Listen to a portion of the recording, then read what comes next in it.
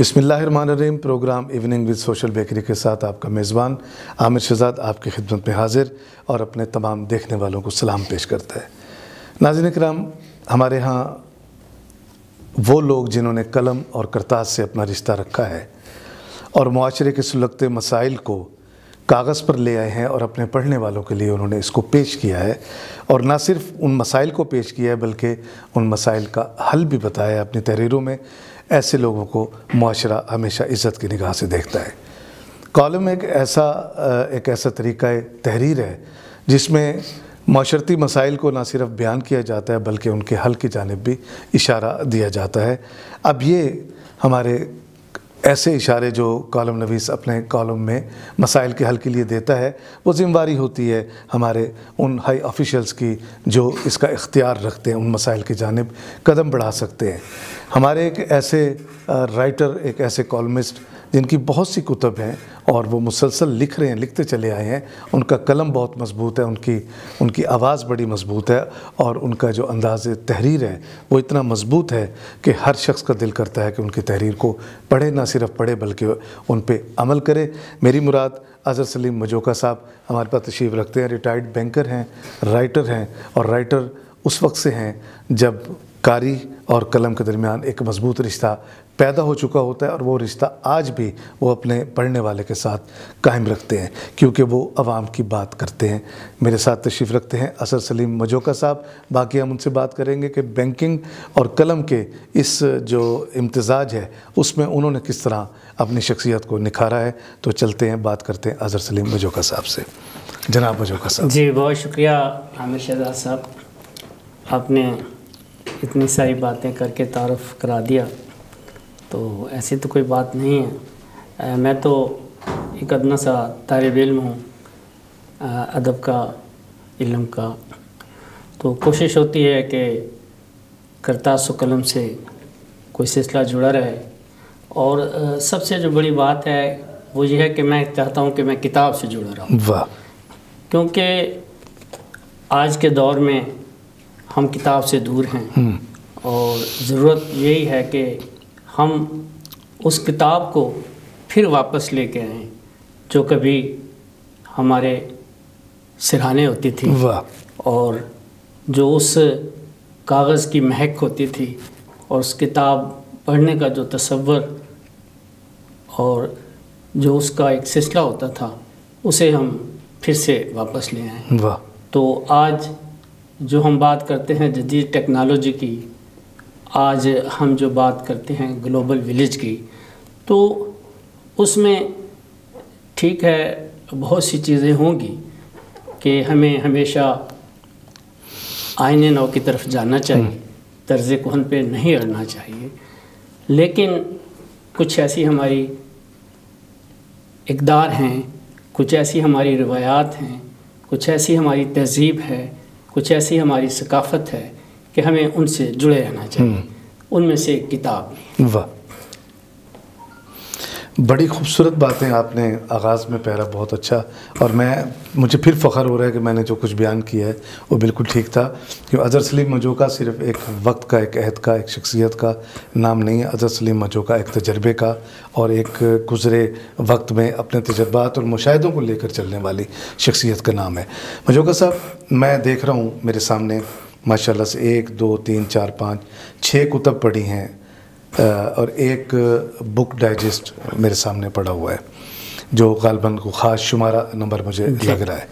तो आपकी जितनी भी कुतब हैं सब इस पर कॉलम्स पर मुश्तमिल हैं। ऐसा है कि पहले मैं आपको जो एक दरमियान में आपके सवाल का जवाब रह गया, उसी से फिर आप बात आगे बढ़ाते हैं कि आपने कहा था कि बैंकार भी हैं।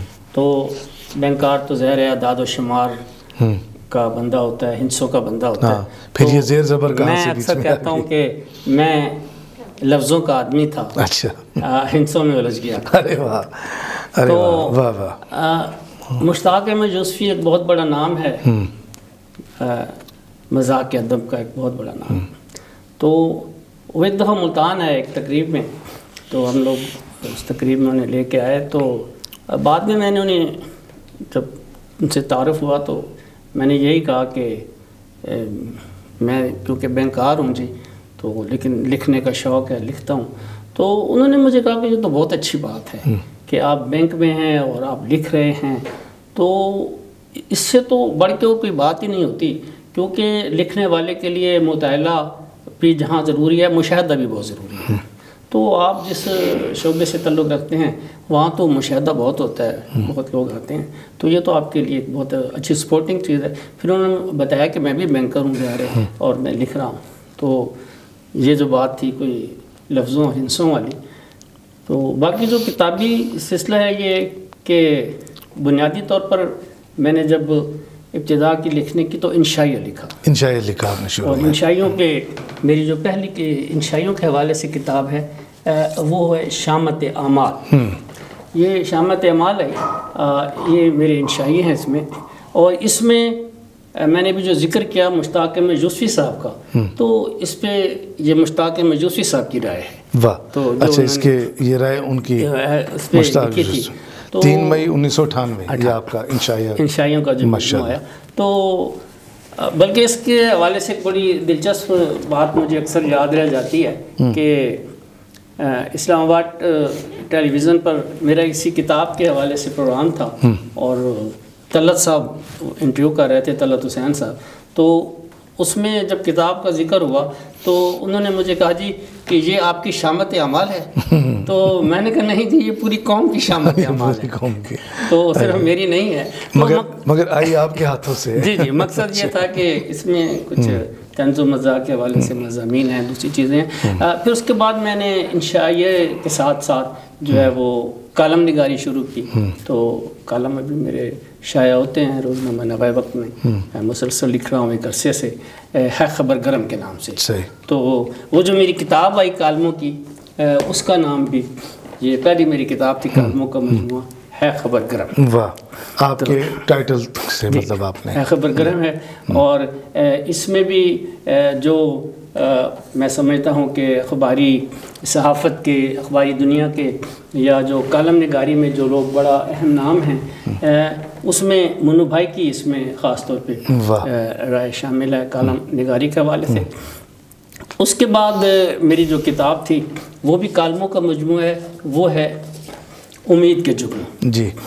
تو میں نے کوشش کی اپنے کالموں میں مایوسی نہیں، کہ ہمارے ہاں زیادہ تر یہ ہوتا ہے کہ ہم بہت جلد مایوسی کی طرف چلے جاتے ہیں، تو وہ اس کا حل نہیں ہے. اور خاص طور پہ آج کے جو ہمارے نوجوان لوگ ہیں، جو نوجوان نسل ہے، اور وہ ذرا امید کی طرف کم آتے ہیں. اچھا، تو یہ جگنو کا جو ستارہ تھا وہ خاص طور پہ میں نے اس لیے لکھا، مطلب روشنی کے لیے امید کے جگنو، کہ ہمیں جہاں امید کے جگنو جو ہیں وہ سامنے رکھنے ہیں، وہاں آس کی تتلیاں بھی سامنے. ارے واہ. کیونکہ اگر ہم جگنوؤں کی، تتلیوں کی، رنگوں کی، موسم کی باتیں کریں تو اس سے منظر سہانے ہو جاتے ہیں، اس سے ہمارے ذہن کشادہ ہو جاتے ہیں اور ہم آگے کی طرف چلتے ہیں، پیچھے کی طرف نہیں چلتے. بہت اچھی بات ہے. تو اس کے علاوہ جو کام ہوا وہ ایک ہمارے افسانہ نگار ہیں، وہ اسلام آباد کے حمید شہد صاحب. تو ان کے افسانوں پہ یہ کام تھا، حمید شہد کی تخلیق کی جہاد.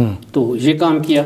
ابھی حال ہی میں ایک اسٹوڈنٹس ہیں شعبہ اردو کی، انہوں نے تھیسس کیا تھا میری انشائیوں پہ، جو میں نے بنیادی طور پہ انشائیہ کی بات کی. تو انہوں نے یہ کتاب آئی ہے اظہر سلیم مجوکا کی انشائیہ نگاری، مس سائمہ شہباز ہیں.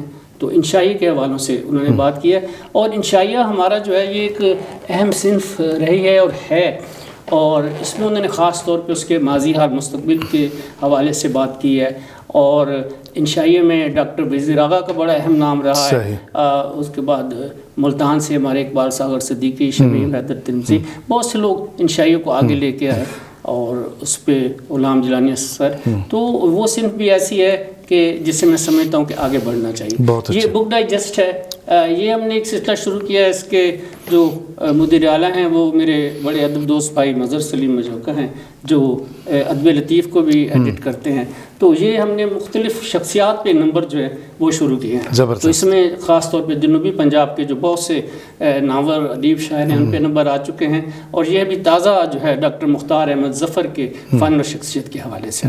تو یہ کچھ کام ہے جو سلسلہ بھی جاری ہے. بہت خوب، انشاءاللہ. اچھا مجوکا صاحب، علم جو ہے، علم وہ کسی کی میراث نہیں ہے. جی.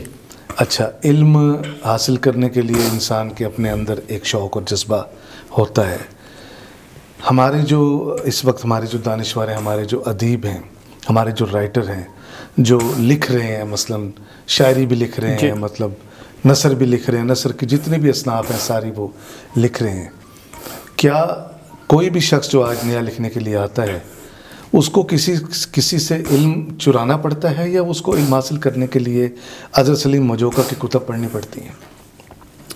دیکھیں، علم حاصل کرنے کے حوالے سے اس سے بڑی بات نہیں ہے کوئی کہ علم حاصل کرو خاتمِ چین جانا پڑے. تو یہ اس حوالے سے بات کی گئی ہے کہ آج کل تو اب جو نئی ٹیکنالوجی اور سہولتوں کا دور آ گیا ہے تو اس میں تو چین بھی دور نہیں رہا.